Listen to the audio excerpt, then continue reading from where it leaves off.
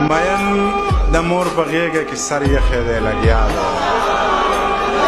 مین د مور په غېږه کې سر یخی دی لګیا دی په ټوکو کې رښتیا دی او په زړه کې په خندا دی ستا خوښه زما خوښه ده خو خپله درته وایم که داسې دې ونه پېژنده بله درته وایم ګودر د جینکو ډک وي خو دنګه پکې ګوره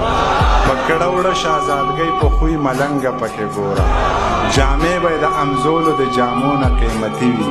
پوره په پوره 12 به یې د یو مړوند بنګړي وي دا توره شپه باڼه به یې د ورځې غوندې ښکاري د سترګو په دې تور کې به یې وریځې غوندې ښکاري